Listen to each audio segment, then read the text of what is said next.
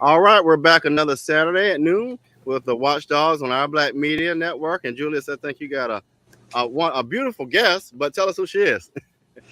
Well, that's Ms. Monica Boles. She's the candidate for the 8th District County Commission seat. So, Ms. Boles, welcome to the Watchdogs. We're happy to have you here today. Thank you, gentlemen, for having me. Appreciate it. Okay. So we want to start off by just letting you tell the people who you are, where you're from, who your people are, what high school you went to. Give us a few minutes and tell us all about you. All of that. Well, I am Laureen Monica Boles. I am a native of Savannah.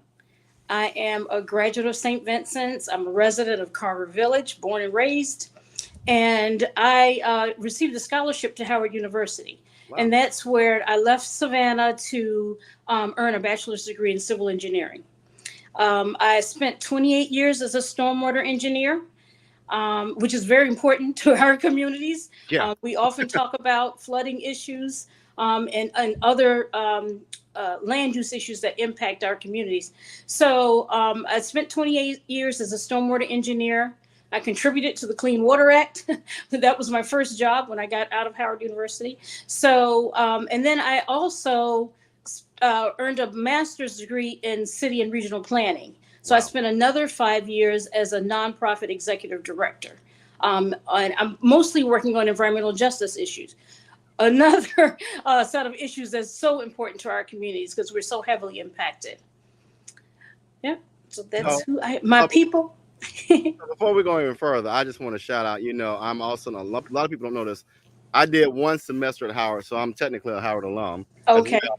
I followed one of my good friends, Jeffrey Johnson, up there, but I started Georgia Southern. So Statesboro to D.C. was quite a lot, but good to meet another Bison. All right. Well, great to see you. Yes, absolutely. Always, once a Bison, always a Bison. Hey, I can do it all. I try to do it all. Let's say that. That's right. Yes. So, a lot of people aren't surprised that I studied engineering, especially water engineering at Howard, because my grandfather, they came out of Yamacraw Village and moved to Carver Village in the 50s.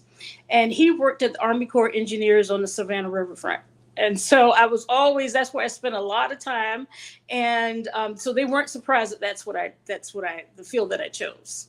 So who are your people and what high school? Oh, you already told us high school. Yes, it's St. Vincent's, which is very unusual. Very unusual. We haven't met candidates that came from private school go play. Yeah, we're not going to hold that against you because the best school in the whole Chatham County would be Woodville Tompkins. I thought he got a W right. Hold that against you. Do you believe it? It's Windsor Forest. He meant to say Windsor. He got the W right. He got the W right. In fact, I went to the labor union fish fry last weekend or weekend before, and everyone I talked to started spouting the names of people that they know who went to St. Vincent's, right? So I was in good company. What year did you come out? I'm sorry? What year did you come out of St. Vincent's? 1980. Okay. 80, okay. Yeah, 80. We came out the same time. I came out of Woodville, out of Tompkins High School then. My mother went to Woodville Tompkins. I went to same school. And now it's back named Woodville Tompkins. Yeah. So you had the generations flop over the course. That's right. Of decades. My mom was in that group, the Woodville Tompkins conversion. But I was at Savannah State kindergarten. That's where I started my HBCU career. Was at Savannah State kindergarten, and I was still in Carver Village then. I told you about my grandmother. My grandfather. Let me tell you about my grandmother because I would be remiss. So she was a domestic for the Curry family from Curry Cleaners, and we got to know a lot of people. We got to know a lot of people, diverse communities in and around Savannah. Oh, okay. And so are you related to the Boles out of West Savannah? Nate Boles and we have some Nate Boles in our family, but I don't know that I've met them. I met some at the at the fish fry, and we were going to try to find out if there's a connection or not, because it's Boles is a very strange spelling. You'll see Bowles, Bolds. So most of the es are related. Boles are related to each other.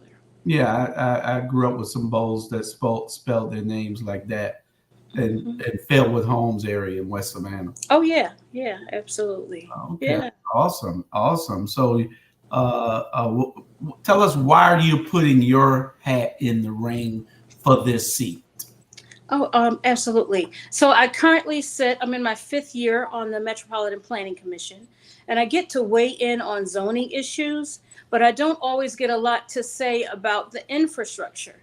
Whether, I have to follow the law. So I'm approving or disapproving projects based on their merit, but not in conjunction with the infrastructure, the capacity that's available for the development that's being proposed. So I wanted to make sure, and I've often talked to those at the Planning Commission about how do we make the changes that we need? Do we need to change the charter so that we can weigh on the infrastructure? That's mostly my background.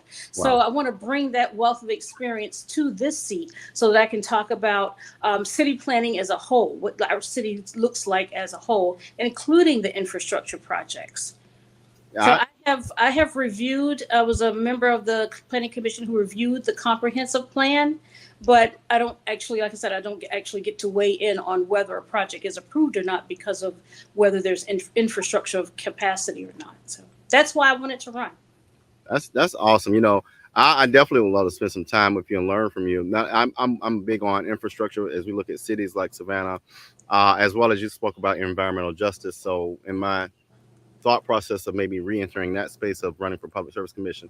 But the one thing I want to ask you is, what do you see as the vision for Savannah when it does come to infrastructure? I think we are way behind time, and so what does that look like? I think we need to find a balance, right? Because we're all for economic development and prosperity, but we need to find a balance. And I don't know that we're doing it right now. So we need to, and that's the biggest thing that we need to do. I have hosted a Clean Ports Conference before, and that's what we focused on. Yeah. We talked about how important the ports are to our cities and the wealth that they bring to us, but we want to also balance it with the livability for its residents. So we have to talk about traffic and, all those things that come with that growth. And some of that, it's just a part of educating ourselves, the community, the port community. And I did speak with a couple of young ladies who just got hired at the ports, as a matter of fact, within the last year. And I asked them if they were a clean port. And she said, oh, yeah, absolutely. And how do you know about that? This was at the Carver Village meeting. And wow. I said, no, I've hosted a conference before. So, oh, wow. So we're going to have a deeper conversation about that. I think that we're behind the times. We're lagging in this part of the state because the infrastructure is important, because it does tie up traffic. But what people have to understand is that growth is sometimes painful. We have to grow or we'll be behind. That's right. We have to not think about how we're inconveniencing traffic. We have to think about how, when the finished product is presented 5 to 10 years from now, how it will affect our children and our grandchildren and their children for the years to come. We want to make sure that there's not only the adequate transportation network, but the services. That's right. Ambulance, police, all the conveniences that every area has. Pooler is a prime example. Pooler was nothing but woods. Yeah. Right. But look at it now. Right. When you and I were growing up, there wasn't no Pooler. There wasn't Pooler. Yeah, it was woods out there. Yes. It was a Pooler, but it was woods. And look at it now. That's right. Everywhere that they can put something, they're putting it, and it's helping to build that city. You just have to travel at the right times, I guess, to get there. There's no more mom and pop where you're going to be in the country riding around. you want that, you got to go to Effingham. You got to go to Bryan County or somewhere, right? You know. And then, and one way that we can tackle that, I've seen either restricted roads for truck traffic, so it's really only for residents, or there are roads just for trucks, and then there are times when there are also times when it's just roads for residents. So, because we don't want to see trucks coming down our neighborhood streets, right? But we have to know that when we're out on the main road that we might run into some truck traffic. And maybe we can talk about truck routing so that there's not such a great impact too. Yeah, that's good. We got somebody that can think like you, running for the seat. But I got 2 or 3 issues. It's one issue, but there's 2 or 3 locations that it needs to be addressed at. And that is the railroad crossing at Rose High School. Yes. In Garden City. Yes. The one on President Street going toward Tide. Those are 2 critical points in the county, and it has to be addressed. I know we had the commissioner on here a couple of years ago talking about this same issue, because you could sit there in traffic for 45 minutes and then traffic is backed up from Port Wentworth to West Savannah. That's right. And I've been stuck in both of them. Yes. Yeah. Yeah. And so, and they were saying that it's going to cost $50 million to clear it up. Well, that's what we pay taxes for. That's right. That's right. Somebody needs to be working on this now. Lives are at stake also, because those calls for service from the ambulance and the police can't get through because the train is sitting on the track for 25 minutes. Yeah. That's right. And there's a third one on Louisville Road at Telfair. Yeah. That's another. I've been stuck in all of those. So in fact, I had the American Institute of Architects come and do a plan for our most disadvantaged communities on the West Side. And on the day we did a tour with them, they brought people from around the country. It's an awesome program. We got stuck at each and every one of those train tracks. Oh, wow. Every time. So they got to see firsthand what we were talking about. Right. So, yeah. Well, let me ask you all this, and more importantly, Ms. Boles, we now look at the city council, and especially our councilman over here, who can't get the fairgrounds together, but they want to now build more housing, right? So now where does that stormwater go? And what gets me, as you were talking, I was thinking about, at what point will we in this city understand that we got to find a place for the water to go? So when we build, right, we let these developers out that way, they now are impeding upon areas where that water used to drain.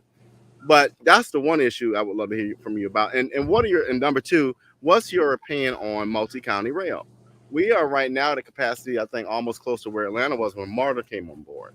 And so when will we look at a system where we have multi-county rail that goes all the way up to maybe Bullitt County, comes around Bryan, Liberty, up through Scranton to Chatham? So I think we're there, but what are your thoughts on those 2 issues? Oh my goodness, let me tell you. So on the first one about stormwater management for projects where we right now don't have a place for stormwater to go, there are cisterns you can put underground on roofs. I worked on a project with Lowe's. Shout out to Lowe's, right? With Lowe's Home Improvement Center. They actually built a cistern to store all of the stormwater off of their parking lot in their building, and they used it in the garden center, right? So they use a lot of water for that on a daily basis. So you can actually store the water and send it out at a time when there isn't a storm, so there's not overflows, or you can reuse that water in another capacity. And then you asked about transportation. Yeah. So that was my multi-county rail was my master's thesis, right? So we looked at no joke. I think we got a mayoral candidate. I worked on, it was called the Plan for 2050 for America, though. So there were about 15 of us working on the plan. We were in Philadelphia at the University of Pennsylvania, but this concept got picked up by universities across the country, and Georgia Tech is who picked it up in this area. We talked about just what you're talking about, multi-county, right? So we talked about transportation, what cities should be working together to build, our purpose was to build more economic opportunities in regions. And so it's called the Mega Regions Project, Plan for 2050, America 2050. We linked from Boston to, I think it was Richmond, Virginia, so they could have high-speed rail, right? And there's a good portion of that already has high-speed rail, especially between DC and New York.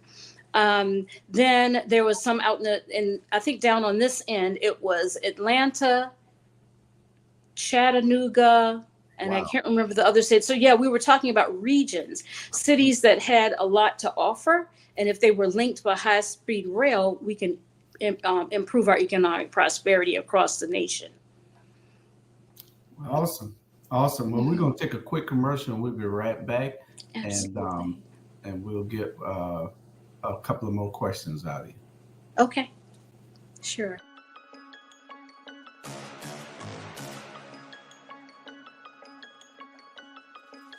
Hello, I'm Richard Coleman, and I'm running for the office of Sheriff of Chatham County. And when I'm elected, I promise to inspect what I expect. Chatham County, it's time for a change, and that change is me, Richard Coleman.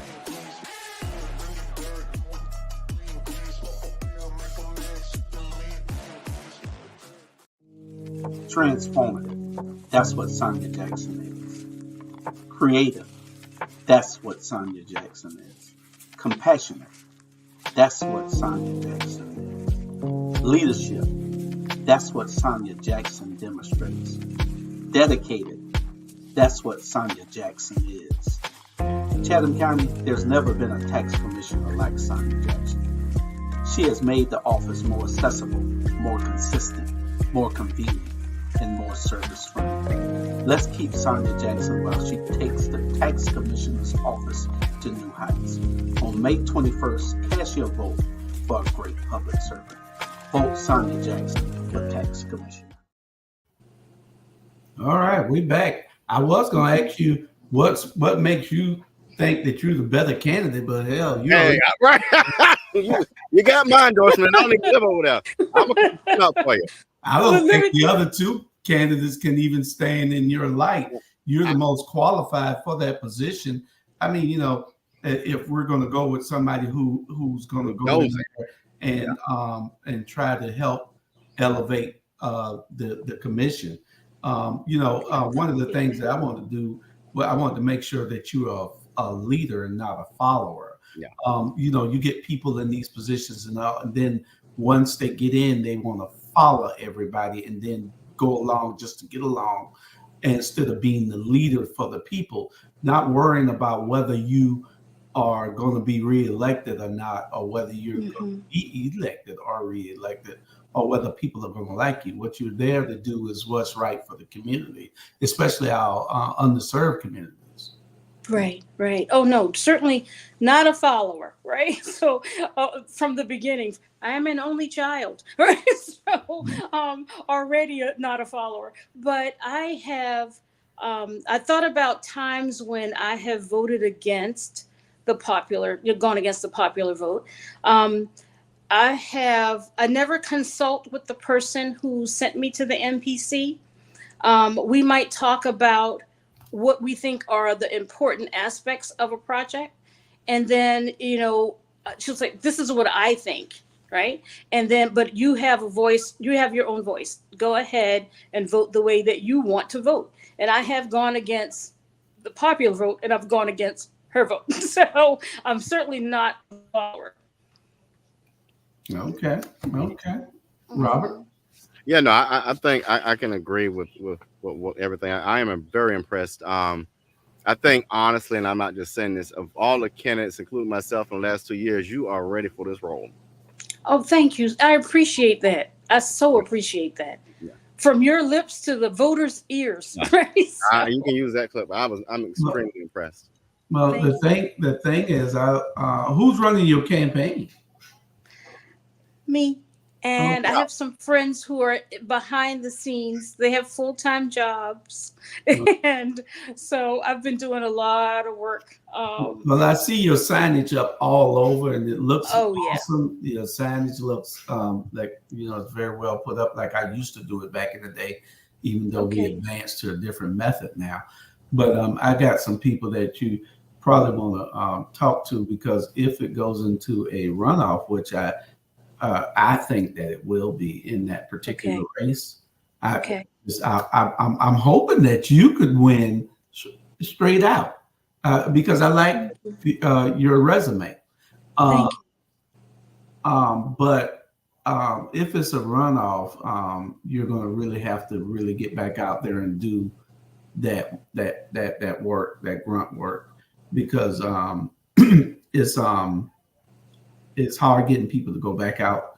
But I think, well, they're not going to wait, Robert, until that runoff will be 30 to 45 days later, right, or something like that. Right. Mm-hmm. Yeah, that's correct. So because there's 3 names in it, the 3 of y'all that are in it, your two opponents and yourself.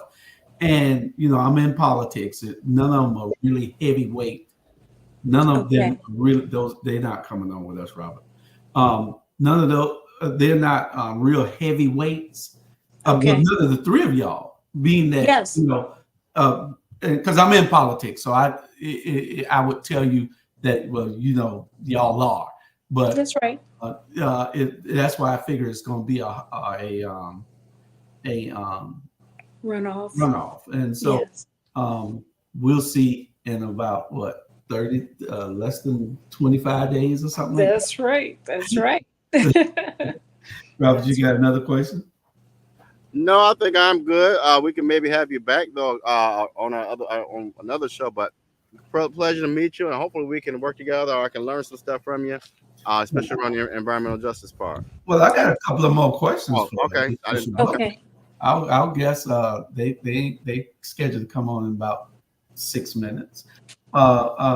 Did you give us a couple of things that you were ready to work on as soon as I wasn't listening good? Did you give us 2? Right. So in fact, just like you said, I hope my platform speaks to my experience. So certainly environmental justice, right? Mm-hmm.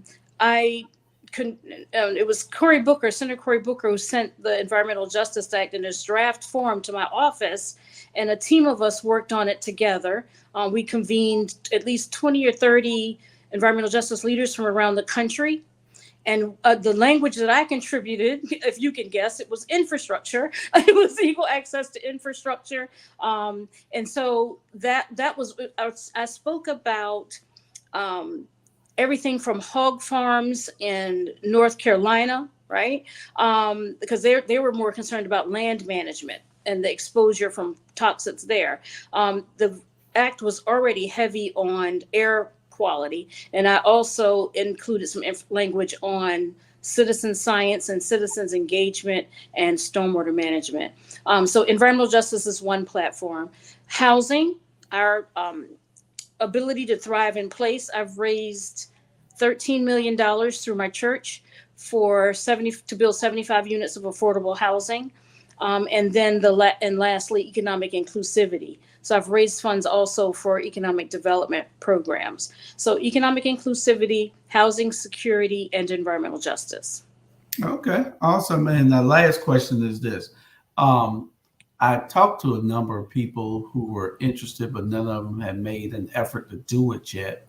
And that is to form a coalition of leaders, of local elected leaders, so that they can get together and talk about the issues concerning the underserved communities. And I had one person that said that they were going to do it. Maybe he'll do it after this election, and just get a roundtable with all the elected officials from all the municipalities. Put them all in the room instead of partying. They do that to party now. They do have something. They do have something where they go and party, and each one of them are hosted every month or every 2 months or whatever. But to really talk the issues for the underserved communities, such as the district you're running from. That's right. District 8 is underserved, and we need these people in there talking about all the issues. Get everybody in, all the elected officials, and we need to be addressing all the issues that's concerning all of Chatham County. Absolutely. And they're not doing that now. Everybody's working Chatham County Commission is working on their own. The city council for every city, all 8 cities, are working on their own. The state reps are working on their own. Right. Nobody's working together. And we have that organization where everybody can come together and say, okay, we're going to work on this issue in this district now. We built up the 4th district. We built up the 6th district. We built up downtown in Savannah in the 2nd district. Let's go out to the 8th district. Let's see what we're going to, because everybody's paying taxes. So everything has to be addressed, even and especially that bridge that needs to be built, that overpass that needs to be built for traffic at Groves and Louisville Road and going out to the beach. Those are 3 key spots in our city, hot spots where traffic needs to flow. Right. But anyway, we're glad that you came, and in the last minute or 2, please, we got 2 other guests waiting on us. Tell us, you can give us your closing remarks, but also tell us how somebody can volunteer on your campaign or how they can donate to your campaign. Okay. And I think you hit on something when you're talking about this coalition, and maybe it's not that we work in our silos, whether it's a city council in your city or a county or even at the state level. Why don't we tackle it on issues? And it sounds like the biggest issue is transportation. We can all agree that we need to be working on that. And I think we just need to find some synergies about what do we agree on and how do we push that forward.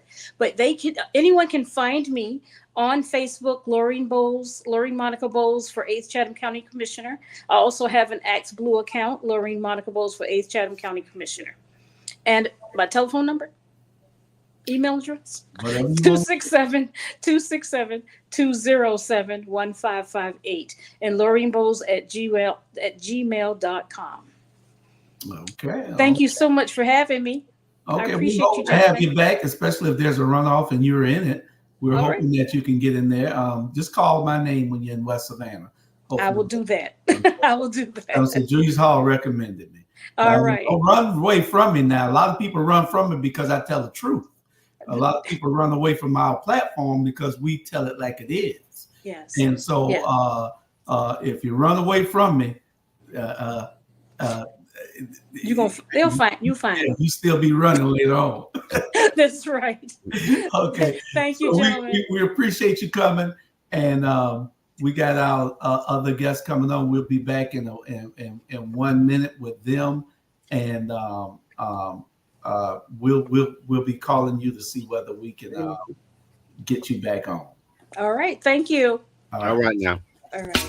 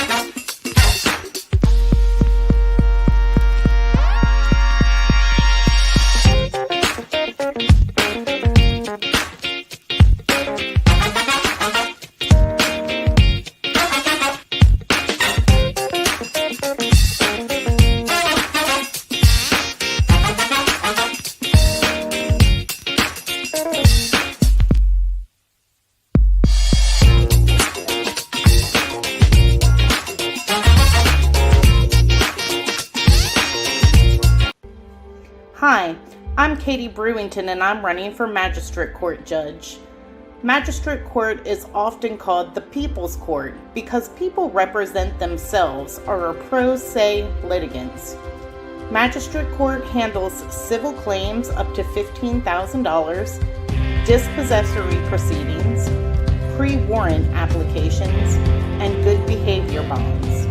I'm a great candidate for judge because I have the experience, compassion, and drive to get the job done.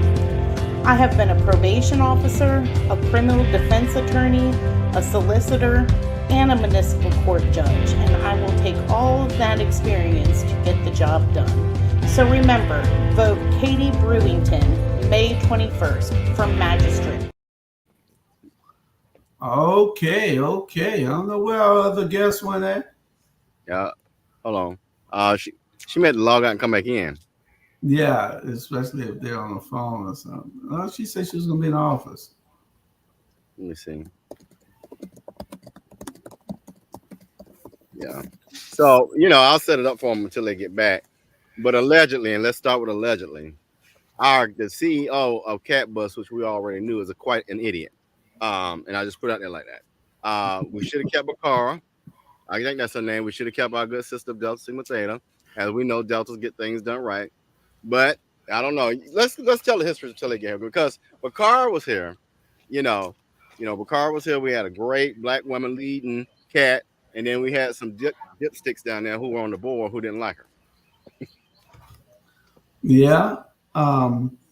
There are some issues. I don't know. I guess they'll explain it to us in a few minutes. I just got a call from Ms. Swinton telling us, saying that they'd like to express some issues or some concerns going on at the CAT board. I mean, at the CAT system down there. Yeah. But how did we end up with this lady? I mean, and I'm not a transportation specialist, but I have not heard anything good since she's taken over that role. I don't know how we ended up with her. Bad management from the board, I guess. Different attitudes and egos getting in the way is one of the things I saw, especially when it came to the Miss Odell. But I don't know how we got to get this lady. Well, they face something. I don't know. That's just how much effective she is. You don't know. Yeah, but I don't know what kind of job she's doing. These people will tell us in a minute. I don't know where Mr. Reed went at. Mr. Reed was there a minute ago, and then he disappeared. Looked like he's. There y'all are. Oh, they must be changing rooms. I see what y'all doing. No, baby, not a whole Madam President. I'm here for the foolishness. Yes, ma'am. Good morning. Good afternoon. Hi. I apologize. I had to get on the device. I was connected waiting, and then all of a sudden the computer just don't pay your bills. So he's connecting my laptop. I don't know. So I'm on. Well, you're fine. If y'all want to be in the same location, y'all can. Yeah, y'all. We're in our offices. No, I mean, he can sit right beside you. Yeah, sure. I mean, I don't want to get nobody. Right. Yeah, you can sit right beside you. We ain't got to have but one on. Yeah. Okay. But while you're getting ready, just to maximize our time with you, okay. Can you give us what's you shared this information, and before you joined us, we were talking about, and I'm not a fan of this CEO Cat, so I'm on. I think Bakara was doing well. Yes. The one we have now is less than smart, but we'll let you all tell us.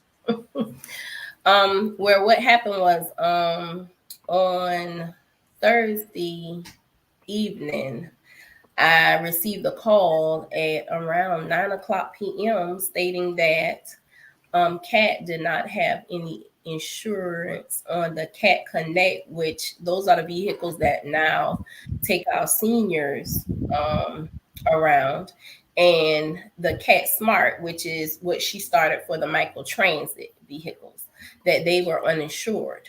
So that disturbed me.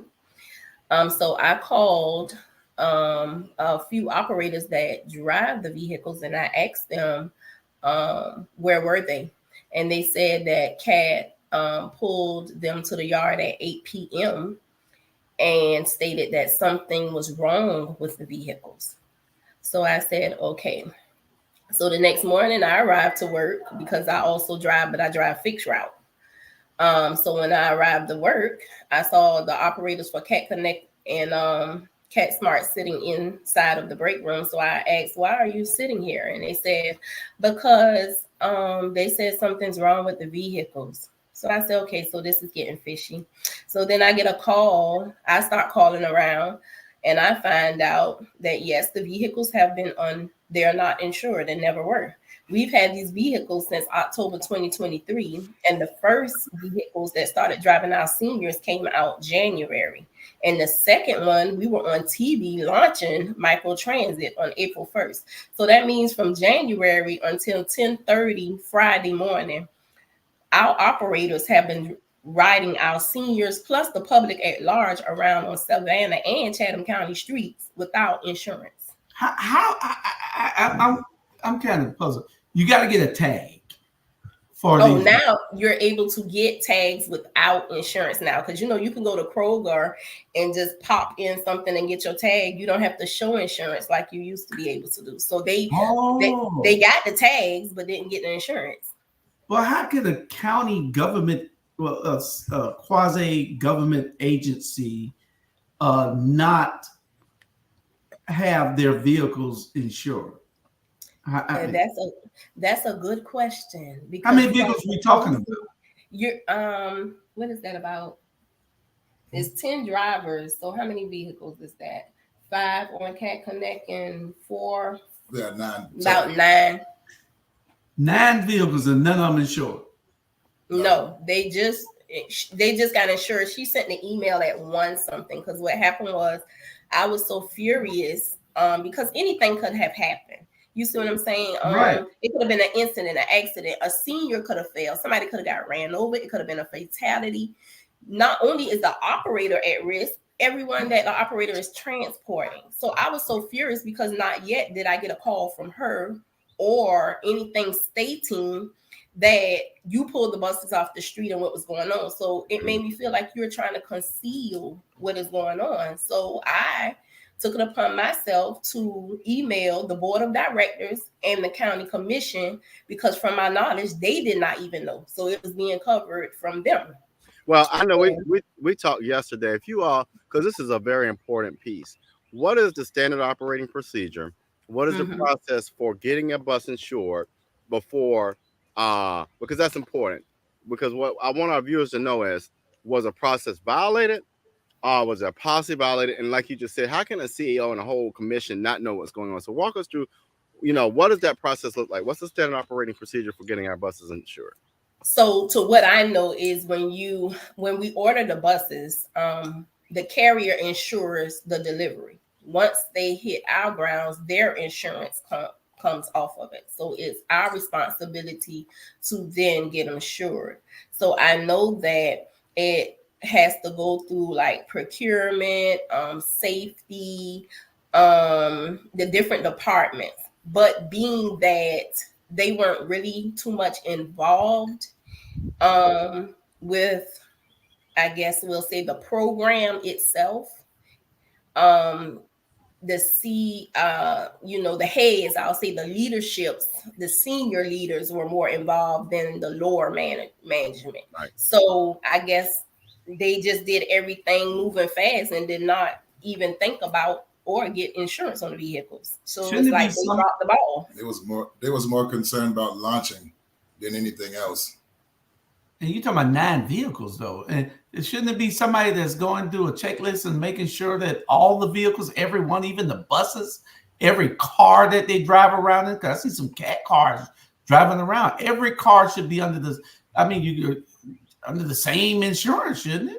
Well, they are. They're all under the same insurance. It's just that when you get new vehicles, you have to insure them. You have to add them on there. And I feel like I told the news, when you are the head, if I'm the head of an organization, it's my responsibility. I cannot pass the blame on everybody else. It's my responsibility to make sure this union runs correctly. That's my responsibility. No matter what I designate out, I must be the one to go back to make sure it's checked off and it's right. So I expect the same from the leadership there. It's not the tails, it's the head. The head has to be responsible and take accountability.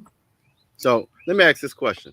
I think Chatham County, the school board, uses a different type of process for insurance. For risk management. So that's what we're talking about, risk management. Is there another way that they could have done, instead of insurance, like the different risk management options out there. Is there a different way that you all have seen that you would prefer, or just talk us through that? Because I'm thinking, well, maybe they could have done it differently and avoided all of this confusion. They could have with you. The process that we had in place prior, the head of maintenance will be responsible for getting the tags, making sure the insurance is in the vehicle. Once they did their background check, so the maintenance department gave it the safety. Right. So everybody passed the buck. Everybody's going to pass the buck with this situation, because somebody got to be held accountable. No, but see, being that a structure is different from what we had in the past, and it was restructured. Nobody is communicating at this job. Every department is like sealed off unless that the specific person or something wants them brought together. So it's like everybody's doing their own thing. It's not structurally aligned. I get that. I get the internal piece, right? So I do know, like with Chatham County Bus for the school system, they use a risk management fund per se instead of insurance. Are there those types of options that I'm asking, like that could be employed, right? Instead of an insurance, could we have maybe a risk management fund for that, or a different type of system operation? Well, she would have, the head would have to implement, but no, we don't have that. We have procurement, but we don't have that. We have reserve, funding, but she in the email she got a now that all this has happened after 1 p.m. I did receive an email from her stating the process that she has implemented now. So now she has a process that will be thoroughly checked. Well, shouldn't that process have been in place all the time? Because I don't like talking about people's management, but when there's been so many issues there at CAT since Miss, what her name, Faye something? Miss Faye DeMassimo. Yeah. Faye who? DeMassimo. DeMassimo. Since Miss DeMassimo took over, there's been a lot of issues there, and I understand that the bus drivers are not happy. I understand that the union is not happy with her performance, and they got rid of Miss Malden. Bakara Malden, for less than what this woman is. This woman has a history right now of just a whole lot of mess ups, and nobody's checking her. And I don't know, when you get people in leadership who can do things and want to do, I know that they got rid of the last director because of egos and attitudes and personal conflicts that shouldn't have been involved. And it's just poor leadership. You put people in place to lead, and all they want to do is act up. They're no better, and you want us to give you an opportunity to do what is right, but then you put a board in place that has people on the board that shouldn't even been on the board. And people that on the board that was illegally on the board of directors. And it just goes back to who we elect and who we put in place to lead these organizations. But I don't know. Do y'all have a big turnover rate there? Our turnover rate is so huge. We came from not having a turnover rate for years. It used to be so hard to get into CAT.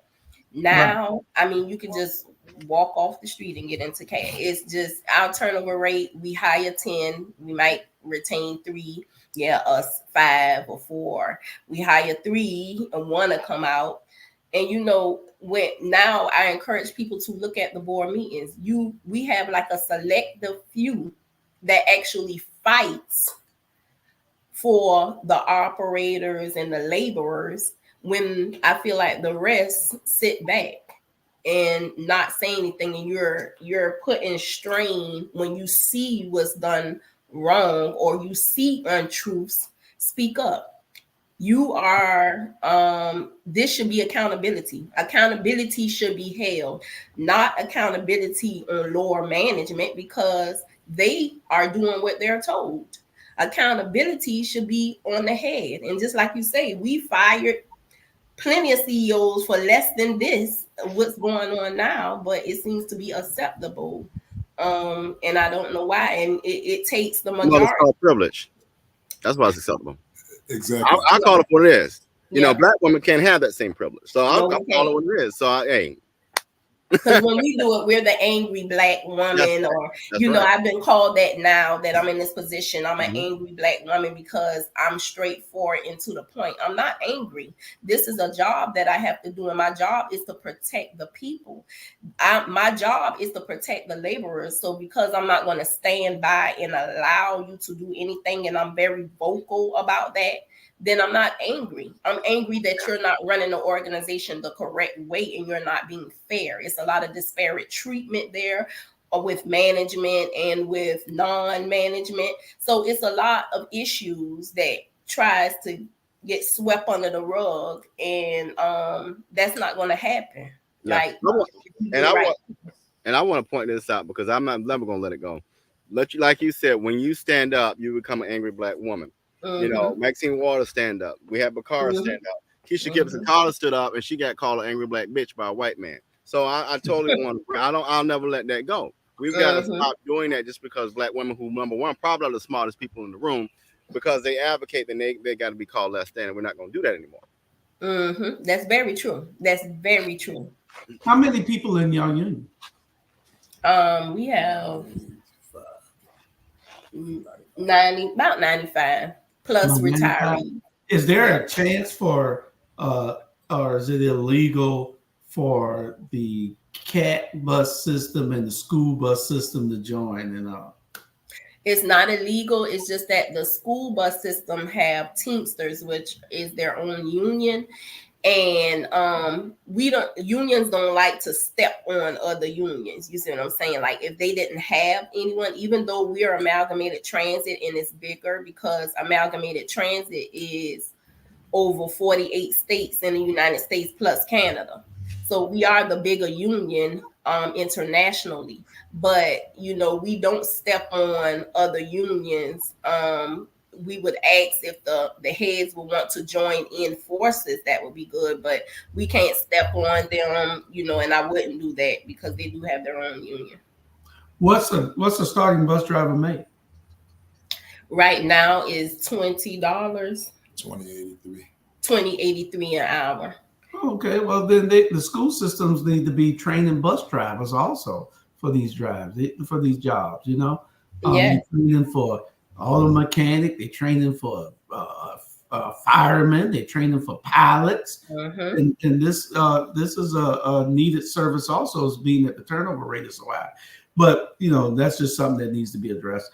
But we do need to find out from the county commission. See, the thing is that nobody's saying anything and nobody's checking these people. What we do on this platform with all our shows, we have over 20-something shows, and we check everything. We don't care what nobody say. This is what we do. And we got to get politicians that have that same attitude, and that's who we need to start electing. We aren't electing our friends just because they're our friends, and then they get in and they sell out instead of electing people who are going to do the right thing. And see, I told I stressed to my union members, and that's why I urged them to look at board meetings. You have to see who is actually fighting for you, and you have to keep that in mind when it's time to go to the polls. These people are running for office, but if they don't fight for you on the board, why would you elect them to a higher position if you don't see them fighting for you now? You have to speak with your family members. The reason that the stuff with Bakara blew up the way it did, because Bakara was respected and engaged with the operators and the community. So the operators really stood up because we are kin. Savannah's small. Everybody's kin. Everybody's family is big. My daddy is out of West Savannah, so I'm kin to most people on the west side. Then I have I know that right when you come around there. Yeah, so we are huge, and it's like, we made noise, and they have to make that noise all the time when it comes to when you need things done. Just because somebody is out for show or smiling on television, I don't go for that. What are you doing? I don't look at Republican or Democrat. I look at what do you do for the laborers and the people. If you are for the people and the laborers, then yes. But then when you get in the seat, you are accountable to do what you say you're going to do, or we will vote you back out. And that's my mentality, and that's what I tell my members. And let me tell you this, I just want to applaud you. You are a strong leader. I appreciate you. You that hard. You are putting yourself out there, and you mean what you say. I want to appreciate. I just want to give you a kudos. And Waki, you a smart man. Let her lead. Just chill out. He chill out till I'm gone. Then he'll be leading. No, I'm just saying. My daddy always said. When a black woman talking, just shut up and let them do it. I mainly do all the politicals. Yeah. I mainly do all the political aspects of it. I believe you don't even remember me. I interviewed you with the. I do. Savannah CLC, and we endorsed you. I remember you now. Yeah. And the thing is, we protest and we advocate for a day or two, and that's one of the things that we're trying to get people to understand. It's not a day or two process. That's right. It is a daily process that we get into every day. We don't stop here in what we do. Every time there's an issue, we keep bringing it up, but we can't do it by ourselves. It takes y'all to be listeners of this platform. It takes y'all to be sharers of this platform. It takes y'all to be an organization that is united. You can change things. You can make, just like all these other unions got these people coming before them, interviewing them. Y'all can make people really respect all the unions by being together and understanding that, well, if you're not going to do what we need you to do for our workers, or you're not going to do what's needed to be done for this community, then we're going to be against you. We're not going to be for you. We're going to be against you. And that's what these unions and these different organizations need to do. Some of our organizations have been watered down and so weak, and like the NAACP. And I know my good friend Chad Mance is running it, but I tell it like it is, and he's a good friend of mine. And I know his hands are tied because you still got the old guard pulling the strings there. There's a lot of stuff that needs to be done, things that need to be addressed. Have you seen the NAACP addressed anything lately? We got issues. Nothing. And I can remember when they addressed, they were on when our people had problems. Correct. And it's like, we have no help. I hear people say at CAT workers, and they're like, we went down to the what's the one on Hudson Memorial to complain. The EOC, and then nothing's happening, and I put in something a year ago, and then they say they're short staffed, but these are problems that need to be addressed. We need people in place. You have to have help, and this is just where our leadership is. Do not sit on these seats and not do anything. I'm sitting back now because I want to see what's the repercussion, because I want to see if this is taken lightly. A couple of our board directors, which are females, responded. They are the only ones responded so far. I put the whole county commission and the whole board of directors on the email, and they did respond, thanking me for, letting them know what was going on. And just as I said, everybody should have been responding saying thank you. But then, it makes me sit back to see, what are y'all going to do? What's your next step? Is this okay? Is it acceptable? Do we just sweep it under the rug? I I just don't know. I think had I been another race and a man, then I would have been okay. I'm just a powerful leader and I'm just standing up for the people. But when I'm a Black woman, I'm angry or I'm mad or I'm retaliating. I have no reason to retaliate. I have a job to do. My personal and private life and my job description is two different things. So Chatham Area Transit needs a lot of work.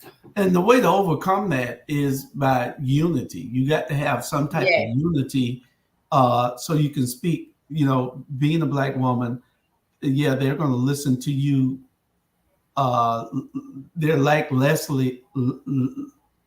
likely to listen to you before they listen to a white female or a white male. They disregard it because they know that, well, they'll put the complaint in, but there's no follow-up. You got to follow up, and then the whole group has to follow up. Because what people have to understand is that when one of us have a issue, then it affects all of us eventually. Right. And if you keep and see, they don't mind letting you complain because they know that there's no follow-up. If the whole board, the whole organization was to come together and start making demands, if you were to come together and start making demands on these politicians, and they see how big you are and they see how united you are, as long as there's disunity, they don't care because they know it's no effect. That's true. So they don't care. So they can disregard you. It's a deaf ear that you're talking on. But when they see that you all are united and speaking on one accord, then they have to answer to you.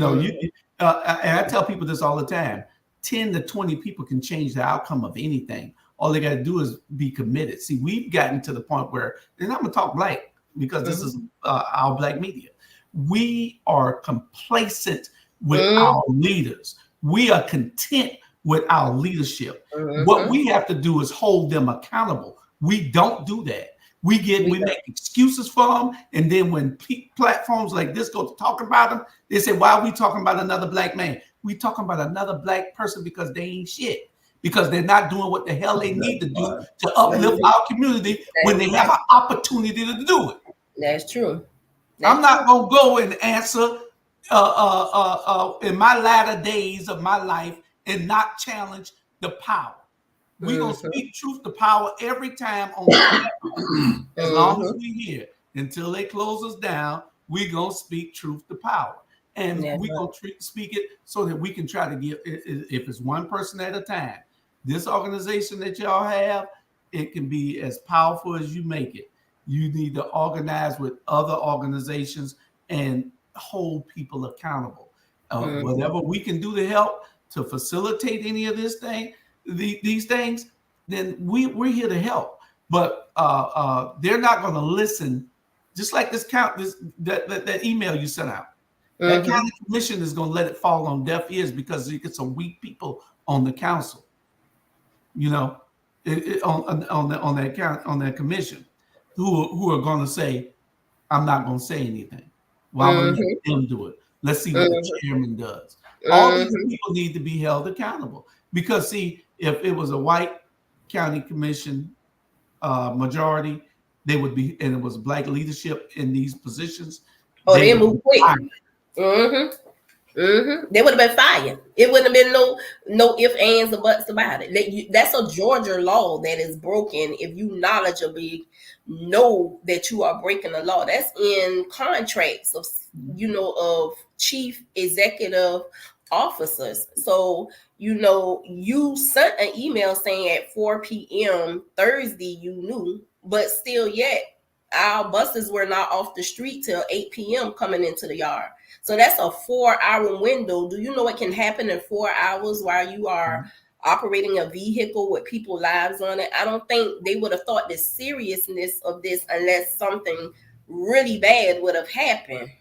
And it's just thanking God that nothing did happen.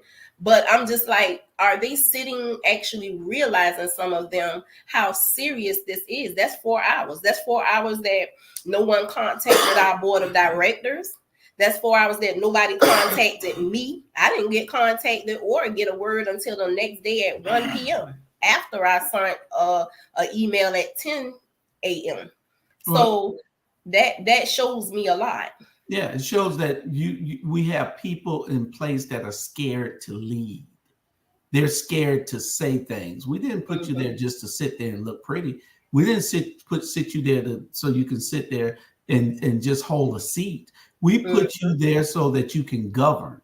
And you can't be scared to govern. You got to be able to speak up, and no matter what the consequences are, you were put there by the people. So when you're in these positions, you got to be able to lead. And going back to that, with Miss Miss Faye, whatever her name was, sorry, whatever.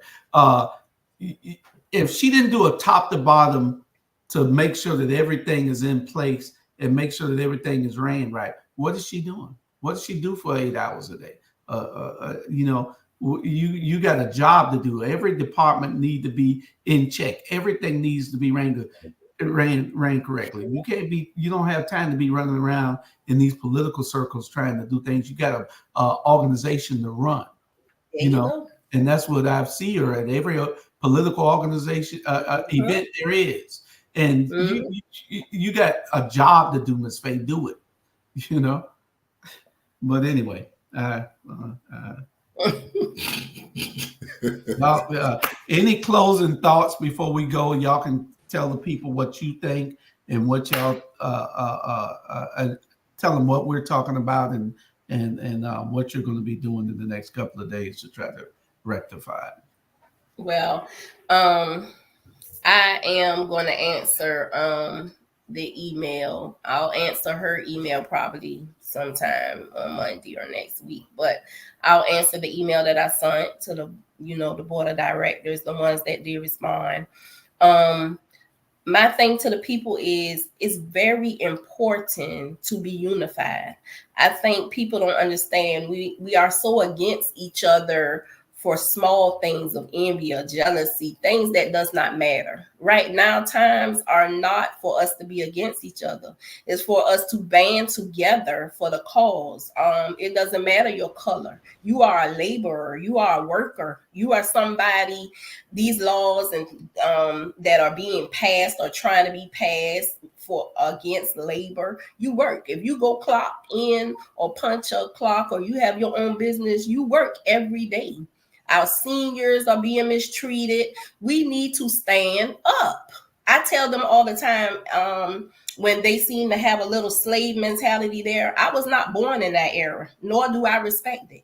So don't come at me as a slave master because I am not a slave. So we have to get out of the slave mentality and get into unity and unifying so that we can hold people accountable.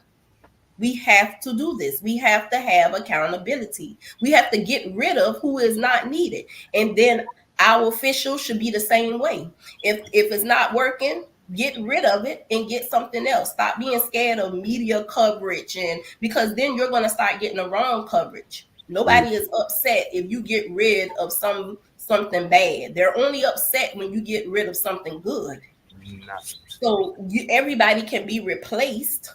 Just get the organization, and all organizations all over. It's not just us, but we need to be more in unity. And that's my thoughts.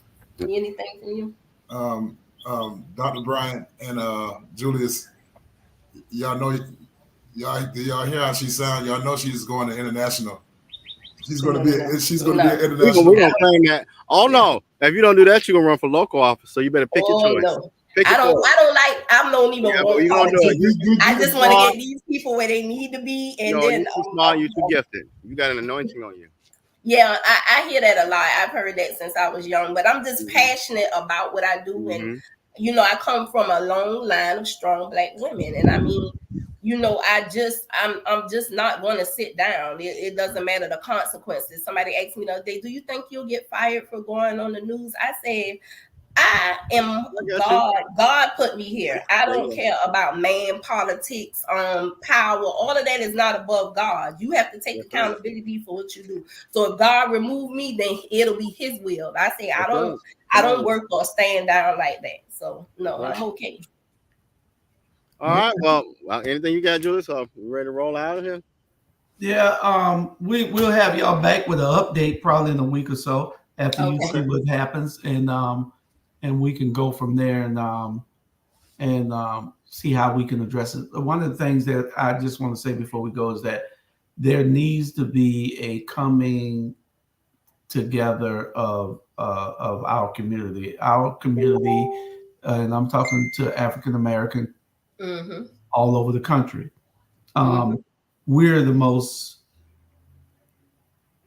unorganized, disunified, or ununified entity, a group of people on the planet. And until we understand that we can get things done with our numbers, because they listen to numbers, they respect numbers. Until we understand that and stop being lazy, stop saying I can't make the meeting, stop saying I got to go do this here, or my show comes on at that time, or it's raining outside, or it's too cold. Sacrifice. See, because we're selfish. We've been groomed to be a selfish people. And until we stop being selfish and understand that it's not about us, it's about our kids, our grandkids, and everything coming behind us. We didn't survive this long because we're just good-looking people. We survived this long because it's in our DNA to survive. But imagine how powerful we'll be on one accord. All of us. And that's my message to the people. You have to be able to stand up and say, I'm going to sacrifice my time and come to this meeting. I'm going to sacrifice and be engaged and be involved and be counted in that number, and that's what we got to do. The only way we're going to change things is by being unified. Yeah, we're going to get with you all because I do want you to get us, like in touch with different union leaders where we really need to sit down and, get a meeting going. Yeah. And that'd be great because then you make people, address your issues and they have to, because see, if it's 300 of y'all meeting and there's 300 of y'all in that organization, say all 300 of y'all go in the corner holding that other person's sign against that person that wouldn't listen to you. Say all 300 of y'all are on actively advocating and knocking on doors for that other candidate because this one won't listen to you. That, believe me, that's powerful. It's powerful, but we got to understand our power. That's true. All right. Well, we thank you for having us. We appreciate y'all for coming. All right. Anytime y'all got an issue, y'all know my number. Just give me a call, lock me in. Y'all got Dr. Bryant's number. Give us a call, Dr. Torre. We're the three that mostly Charlie Brown. If y'all know Mr. Brown, just call us.